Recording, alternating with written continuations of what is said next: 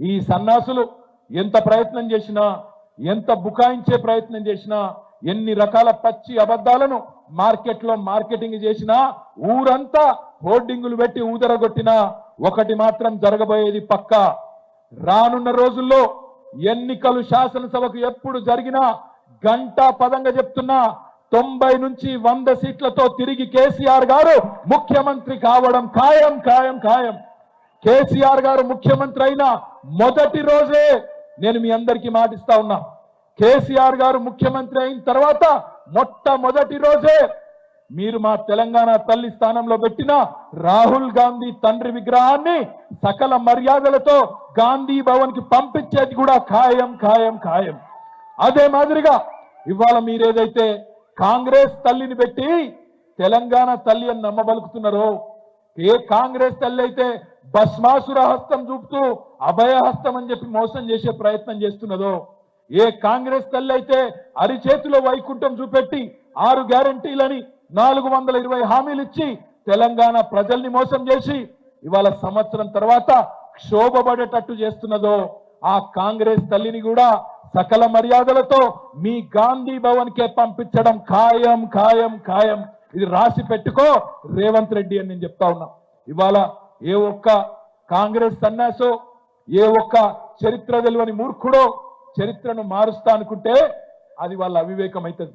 కానీ మనం జాగ్రత్తగా ఉండకపోతే, మనం అప్రమత్తంగా ఉండకపోతే, పెద్దలు చెప్తారు, సింహాలు తమ గాథ తాము చెప్పుకోకపోతే, సింహాలు తమ కథ తాము చెప్పుకోకపోతే వేటగాళ్ళు చెప్పే పిట్ట కథలే చరిత్రగా మారుతాయని చెప్తారు. ఇవాళ వేటగాళ్ళు క్రూరమైన పరిహాసం ఎవరైతే తెలంగాణలోని బీద బిక్కితో ఆడుతున్నారో కాంగ్రెస్ నాయకులు, ఆ సన్నాసులు చెప్పే మాటలు నిజం కావద్దు అంటే ఎప్పటికప్పుడు తెలంగాణ సాంస్కృతిక వారసత్వాన్ని ఇలా మేడ్చల్లో మా తమ్ముడు రాజు వివేకు ఇంత శ్రమ తీసుకొని మిమ్మల్ని అందరినీ ఒక దగ్గరికి తెచ్చి అద్భుతంగా శోభాయమానంగా ఆవిష్కరించుకున్నారు తెలంగాణ తల్లిని. ఇదే పద్ధతిలో రాష్ట్రం అంతా కార్యక్రమాలు చేద్దాం. ఇవాళ జరిగిన అపచారానికి, ఇవాళ ఈ కాంగ్రెస్ ప్రభుత్వం చేసిన అపచారానికి తప్పకుండా మనం తగిన రీతిలో సమాధానం చెప్పవలసిన బాధ్యత ఉన్నది. అందుకే ఈ వేదిక ద్వారా బీఆర్ఎస్ కుటుంబ సభ్యులందరికీ, రాష్ట్రంలో తెలంగాణ ఉద్యమంలో పాల్గొన్న ప్రతి ఒక్క ఉద్యమకారుడికి, ప్రతి ఒక్క ఉద్యమ బిడ్డకు నేను విజ్ఞప్తి చేస్తా ఉన్నా. 2 పనులు చేద్దాం. మొట్టమొదటిది, ఖచ్చితంగా తెలంగాణ తల్లిని బ్రహ్మాండంగా 2007లో ఏ తల్లి అయితే ఉద్యమంలోంచి ఉద్భవించిందో రేపటి నుంచి సోషల్ మీడియాలో, మీ వాట్సాప్ డీపీలలో, సోషల్ మీడియాలో తెలంగాణ తల్లిని డీపీగా పెట్టుకుందాం.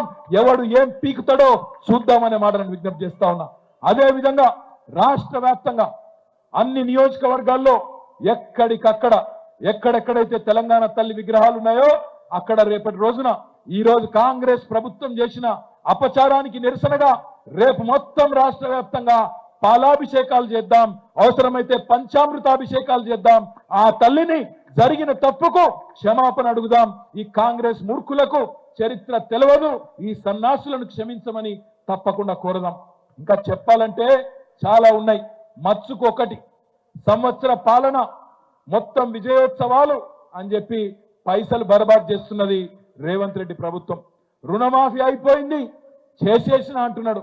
ఇగో ఇప్పుడే మా మందా సంజీవ రెడ్డి, మా శ్రీనివాస్ మేడ్చల్ ఎక్స్ఎంపీపీ, గట్కేసర్ ఎక్స్ఎంపీపీ ఇద్దరు వచ్చి ఒక కాగితం నాకు ఇచ్చిపోయారు. Ghatkesar farmers service cooperative society, ఒక మచ్చుకు ఎంత దొంగ మాటలు, రేవంత్ రెడ్డి మాట్లాడే మాటలు, కాంగ్రెస్ మాటలు అని చెప్పడానికి మచ్చుకు ఒకటి చెప్తున్న శాంపుల్. గట్కేసర్ రైతుల కోఆపరేటివ్ సొసైటీ, ఇలా 1189 మంది రైతులు ఉన్నారు. అందరికీ కూడా 2 లక్షల కంటే తక్కువనే లోన్లు ఉన్నాయి.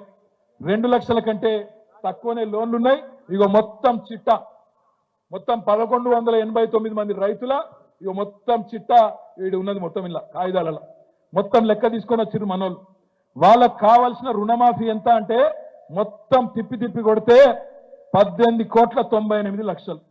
రేవంత్ రెడ్డి ఏమో అయిపోయింది మొత్తం అయిపోయింది అంటాడు. ఎంతమందికి అయింది ఎరికేనా? ఇలా 1189 మందిలా ఒక్కనికి కూడా కాలే, గుండు సున్నా. ఒక్కలంటే ఒక్కలకు కూడా గాలే. గిట్లుంటది రేవంత్ రెడ్డితో పెట్టుకుంటే, కాంగ్రెస్ తో పెట్టుకుంటే గిట్లుంటది. 6 గ్యారంటీలు ఆటకెక్కినాయి. ఏం జరిగింది ఈ సంవత్సర కాలంలో ఆలోచిస్తే 3 మాటలు చెప్పచ్చు. కేసీఆర్ కు తిట్లు, దేవుని మీద ఒట్లు, హామీలకు మాత్రం తూట్లు. 420 హామీలకు తూట్లు. ఇది తప్ప పీకిందేమీ లేదు.